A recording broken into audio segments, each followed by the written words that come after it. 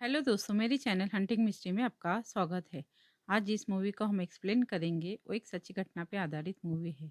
Movie का नाम है स्टोलन। चलिए आइए जानते हैं इस मूवी के एक्सप्लेनेशन के बारे में।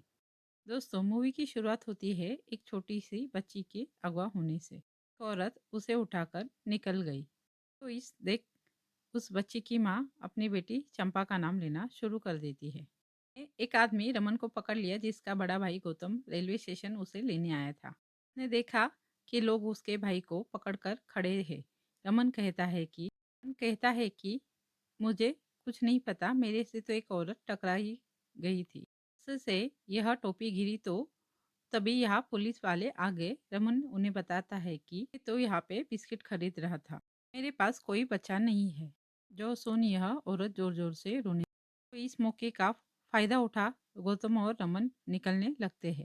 इसने उन दोनों से कहा कि तुम्हें रुकना होगा, तुम्हारी गवाही ली जाएगी, इसकी थोड़ी मदद करो। तो गौतम रमन पर गुस्सा हो रहा था। घर में फंक्शन है और तुम यहाँ फंस गए। यही रमन उस औरत को अपनी बेटी के लिए रोते हुए देखता है। इस औरत जुम्पा ने किसी को फ़ोन किया जो कहता है कि जुम्पा, तुम्हें खुद ही अपनी बेटी को ढूंढना होगा, पुलिस कुछ नहीं करेगी। तो जुम्पा अपनी बेटी को ढूंढने लग गई। वो चाय बेचने वाले से पूछती है कि तूने उस औरत को देखा होगा ना। ने कहा नहीं। तो रमन कहता है कि वो बहुत जल्दी में निकल गई, मैंने बस उसकी नाक ही देखी है जो बहुत लंबी थी। अभी इस चाय वाले ने किसी को मैसेज किया जो यह औरत देख लेती। तभी गौतम आके उस औरत को पैसे देता है कि यह लो, पर इस औरत को पैसे नहीं, मदद चाहिए थी। के बाद पुलिस से यहाँ आई और रमन ने अपनी गवाही दी। गौतम को यहाँ से निकलने की जल्दी थी। पुलिस वाले उन्हें नहीं जाने दे रहे हैं और यहीं पे पता लगता है कि उनकी माँ की शादी है। और तभी इस औरत ने देखा कि चाय वाला किसी को फ़ोन कर रहा है। जुम्पा इस चाय वाले को पकड़ लाई कि साहब यह भी मिला हुआ है। किसी को फ़ोन कर रहा था जिस पर रमन बोला कि सर मुझे भी इस पर शक है। इसका लास्ट कॉल देखो, इसने किसे फ़ोन किया था। पुलिस वाले इससे पूछताछ करते और सामने आया कि यह चाय वाला सच में इस किडनैपर औरत सुरीली से मिला हुआ है। उसने कहा कि वह कसौनी कोठी पर रहती है। जो सुन पुलिस वाले ने कहा कि झूठ मत बोल कि उस मनुष्य कोठी पे कोई जाता भी नहीं है। तो झुम्पा बोली कि दरोगा बाबू, हमें वहाँ चलना चाहिए। पुलिस वाले ने मना किया पर रमन भी झुम्पा का साथ देता है। कहता है कि यह सही तो कह रही है, आप लोगों को वहाँ जाना चाहिए। जिस पर पुलिस वाले रमन पर भड़क जाते हैं। पुलिस वाले रमन को ही डराने लगे। गौतम भी रमन को रोकने की कोशिश करता है। इतना ही है तो बच्चे ढूंढवा। रमन कहता है कि ठीक है। गौतम गुस्सा हो गया कि तूने क्या किया, हमें इस टाइम पर घर होना चाहिए था। रमन का कहना था कि पुलिस वाले उसकी मदद नहीं कर रहे हैं, हमें उसकी मदद करनी पड़ेगी। गौतम कहता है कि रमन को हमें घर चलना चाहिए, पर रमन कहता है मेरा आधार कार्ड पुलिस ने ले लिया है। पुलिस वालों ने जुम्पा को गौतम की गाड़ी में बिठाया और रमन और गौतम आगे आगे और पुलिस वाले उनके पीछे पीछे जा रहे थे और कसोनी कोठी के लिए निकल गए। इसी बीच में बात करते करते इन लोगों को पता लगता है कि इस औरत का कोई नहीं है, कि बस 5 महीने की वही बेटी है जिसे लेकर वह काम के सिलसिले में मनाली जा रही थी। यह औरत कहती है कि पुलिस ने मेरे पति को झूठे केस में फंसाकर अंदर कर दिया था, इसके बाद वो जेल में ही मर गया था। तो गौतम इन बातों से तंग आके गाने जोर जोर से चलाने लगता है और पीछे से चंपा ने किसी का मैसेज सुना जो कह रहे थे कि भाई ने पुलिस को तेरे बारे में सब कुछ बता दिया है, पुलिस के पास तेरा फोटो भी है, तो तू जरा बच कर रहना। और तभी यहाँ कुछ फॉरेस्ट गार्ड्स ने इन लोगों की गाड़ी रोक ली। कहते हैं हम पुलिस के साथ है, पर फॉरेस्ट गार्ड्स इन लोगों को कार से उतार देते हैं। कहते हैं यह वही लोग हैं। तो तभी पीछे से पुलिस वाले आ गए। इन्हें इन फॉरेस्ट गार्ड्स ने गौतम और रमन की वीडियो दिखाई कि सोशल मीडिया पर इनकी वीडियो वायरल हो रही है कि इन्होंने बच्ची चुराई है। जिस पर पुलिस वालों ने कहा नहीं, यह लोग गवाह है, इन्हें जाने दो। तो फॉरेस्ट वालों ने कहा आप लिख कर दे दो, मैं सबको जाने दूंगा। जो सुन पुलिस वाला भड़क जाता है। इसने सब लोगों को यहाँ से निकाला। कहता है कि भला मैं बच्चा चोर दिखता हूँ क्या। वह लोग कसोनी कोठी पहुँच गए।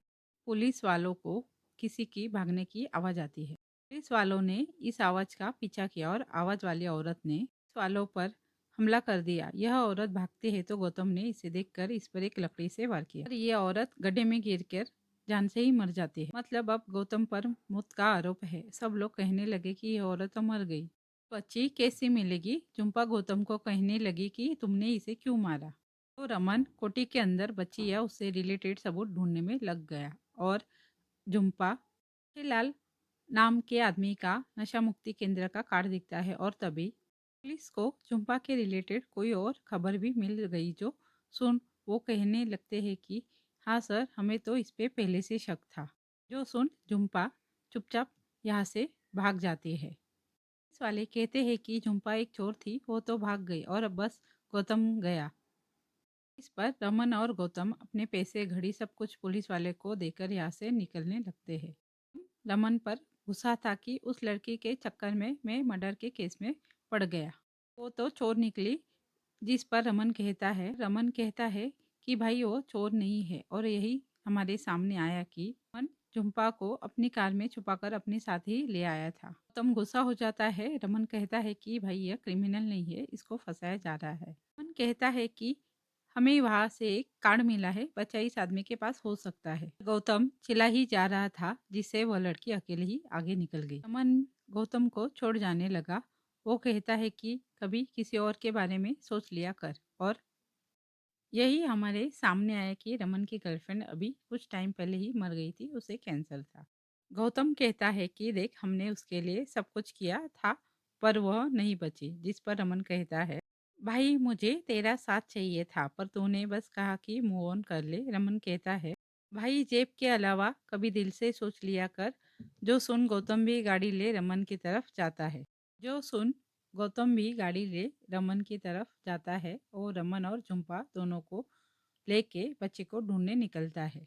जब बीच रास्ते में वो लोग रुके, बाकी लोगों ने उनके नंबर को देख उन्हें उस वायरल वीडियो से पहचान लिया कि यह वही किडनैपर्स है।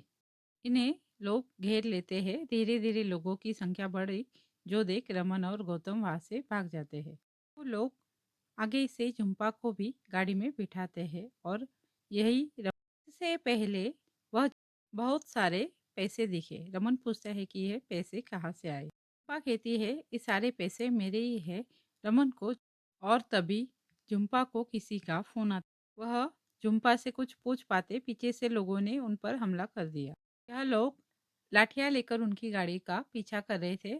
पहाड़ों पर चढ़कर उन पर पत्थरों से वार कर रहे थे। तभी जुम्बा को किसी का फोन आता है। रमन ने यह फोन उठाया। फोन में से वो आदमी कहता है कि तू पागल है क्या, तूने मैडम का बच्चा क्यों चुराया। तो गौतम कहता है कि देख, इसी ने बच्चा चुराया है। रमन झुम्पा से कहता है कब से तुम हम दोनों को पागल बना रही थी। अभी उनके सामने लोगों का पूरा झुंड आ गया, जिन्हें देख गौतम ने तेजी से गाड़ी घुमा ली और तभी रमन को आकर एक गोली लगी।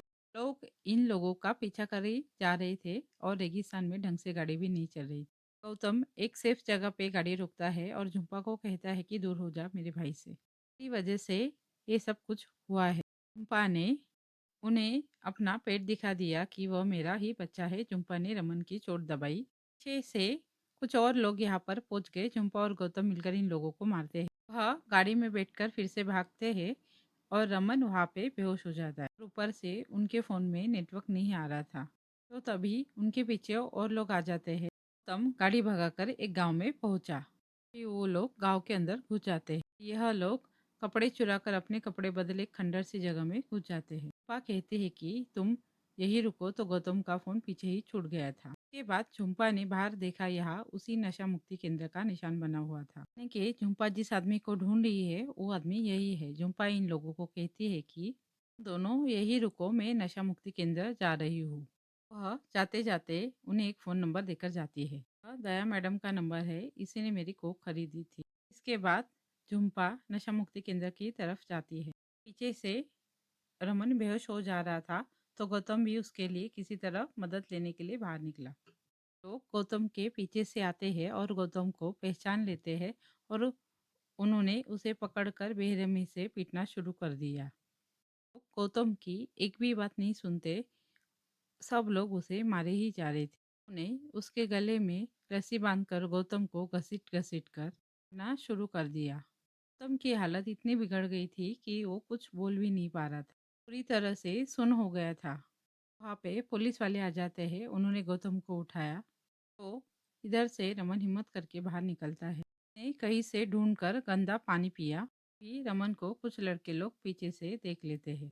इसके बाद सीन शिफ्ट हुआ झुम्पा पर। लोगों ने झुम्पा को मार मार के उसकी भी हालत खराब कर दी थी। और गौतम रमन को ढूंढने के लिए वहां आता है तो रमन वहां नहीं था। गौतम पागलों की तरह अपने भाई को ढूंढने लगता है।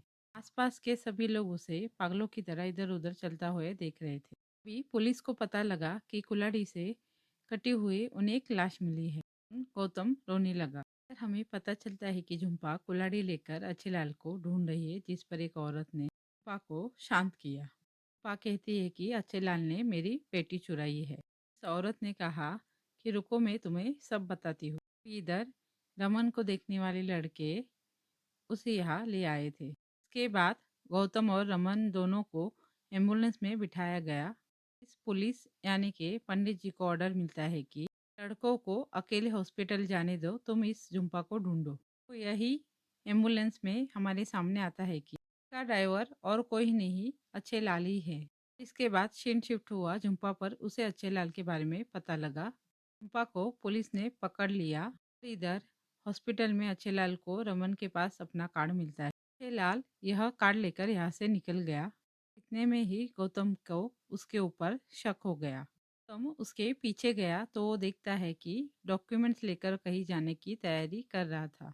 जो यह देख गौतम यहाँ के मेन डॉक्टर को ढूंढने निकल जाता है। बहुत सारे लोग उसे बाहर मिले। गौतम कहता है कि वह बच्चा किसका है। उसने इस गाड़ी को आने से रोका। कहता है कि यह किसी और का बच्चा है। गौतम ने सबको झुम्पा की कहानी बताई।